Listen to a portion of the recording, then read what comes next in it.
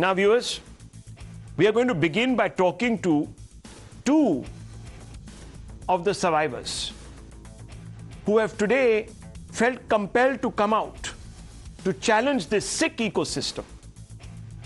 One is Vaishali and the other one is Anaga. Let's go across to them, and there they are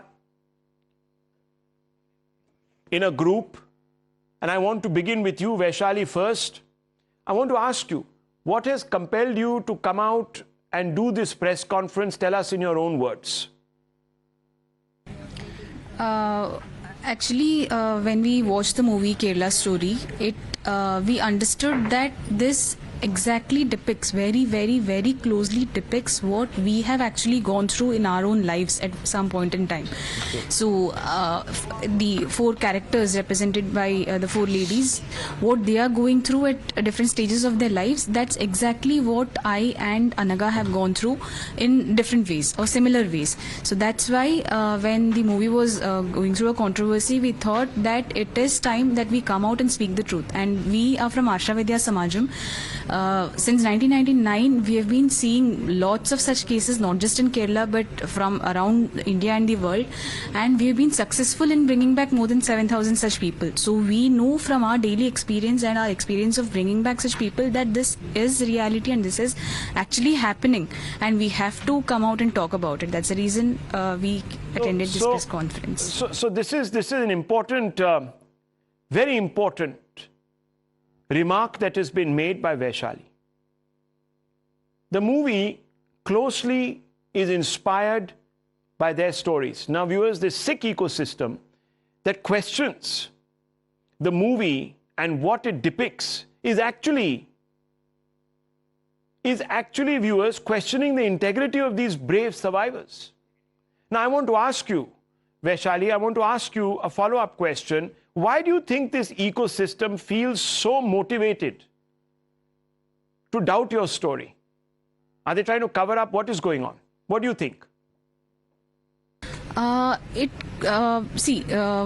they want to cover up the story, we don't understand, because this movie is not at all a propaganda. It's speaking about facts, and why people want to hide facts, we don't understand. And it's not biased towards or prejudiced against any particular community or religion. It is just saying that if there is a certain brainwashing system or strategy that is leading people into performing anti-national or terrorist activities or joining a terrorist organization, that has to be stopped, or that has to be overcome.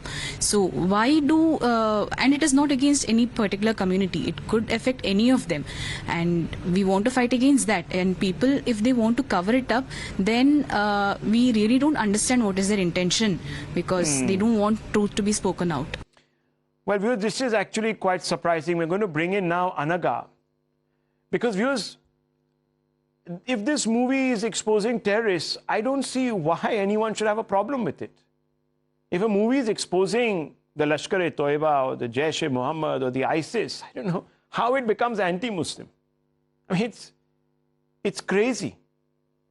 So I want to now bring you in, Anaga, and I want to ask you, how do you feel when your story is called a figment of the imagination? Or let me just say, how do you feel when the movie that your story that is inspired by your story is called fake or a figment of the imagination, a reality that doesn't exist? Okay, I'm really worried because the story clearly depicts the conversion strategies and also what is going throughout our country. Based on the stories of three ladies of Kerala, it doesn't mean that it is only happening in Kerala only. It is a clear depiction of the conversion strategy, the recruitment strategy, what exists in the society. So Anaga, can you elaborate on this movie, the Kerala Story? What is it exactly trying to tell us for those who haven't watched it? Okay, actually this story is a real eye-opener to each and everyone. A big truth is exposed in front of the society.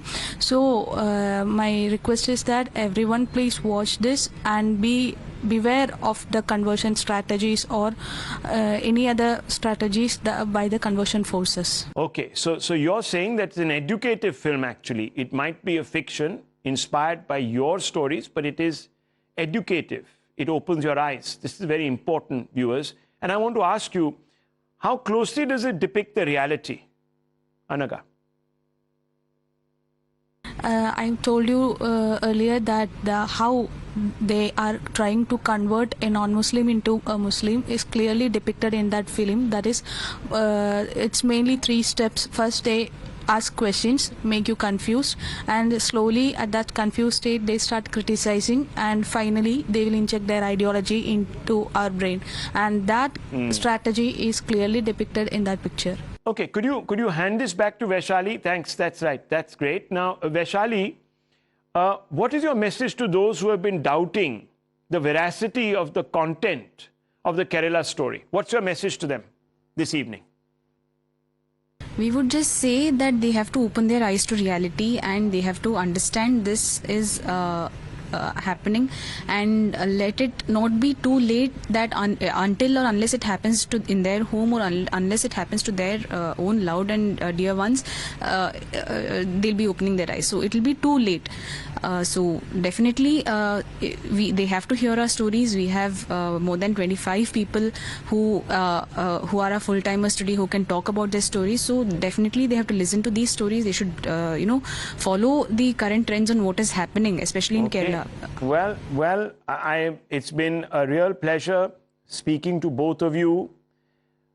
I'm really sorry, I apologize on behalf of the nation that you've been compelled to come out, all of you, to try and convince a bunch of people that you're not lying. Because, I mean, my heart goes out really to these brave women. I mean, look at the extent of victim shaming here. I hate using the word victim actually. You're survivors, survivor shaming. Can you believe it, viewers?